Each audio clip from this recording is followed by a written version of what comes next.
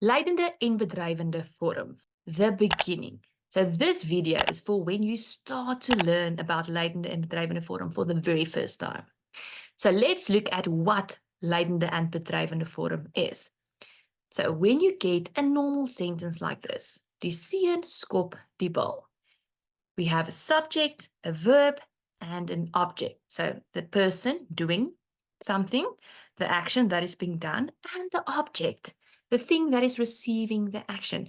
This is the normal sentence. This is the bedrijvende vorm. You are busy doing it. And we start with the subject. However, when you have to change it to the lydende vorm, you are going to start with the object, and that will be the lydende vorm. Okay, so let's have a look. What do we do? You are going to start with the object, like I just said. And then we are going to have a new verb 1.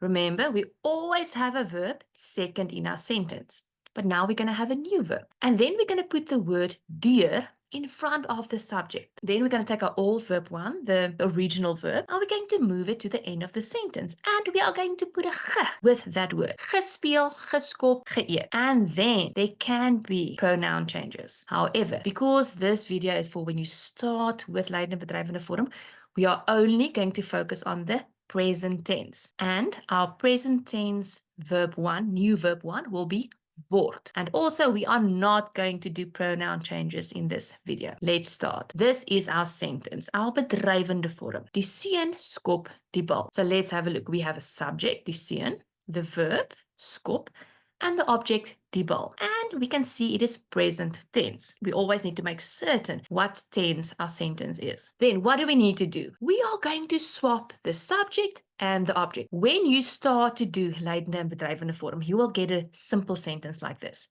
with a subject, a verb, and an object.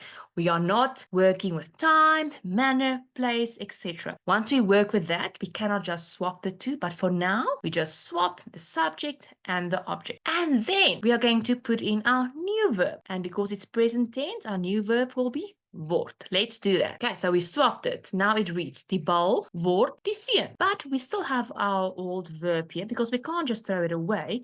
But the two can't sit on each other's lap. But what did we say? What are we going to do with our old verb? We are going to kick it to the end. There it is. Now it reads die bal word, that's verb 1, die seun skop verb 2. Okay, we kicked it to the end. And what do we do now? The old verb gets a ge. And there we have it. Now it reads, die bal word die seun geskop. The old verb gets a ge. That's what we did.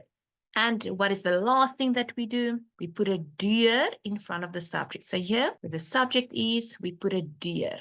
So we always need that deur with the subject. It's like saying cake is being eaten by the girl. The book is being read by the boy.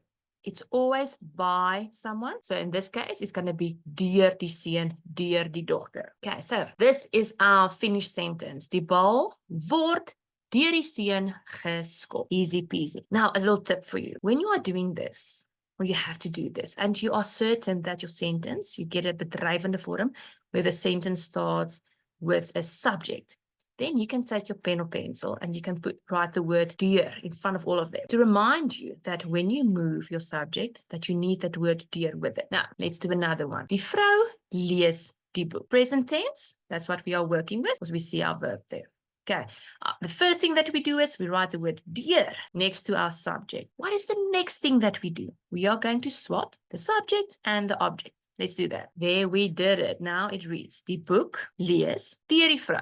Okay, now what is the next thing that we do? We are now going to work with our verbs. We get a new verb 1, and because it is present tense, it's going to be word. And we take our original verb, take it to the end, and we put a ge with it. Let's do it. See, we moved lees to the end. Now it reads, die boek word deur die vrou gelees. Okay, let's look at our finished sentence. Die boek word deur die vrou gelees. Easy peasy. Now, once you are certain that you can do this, and if you move on to the next part, the next stage of lydende en bedrijvende vorm, then you can watch the next video. I hope that this helped you. Good luck.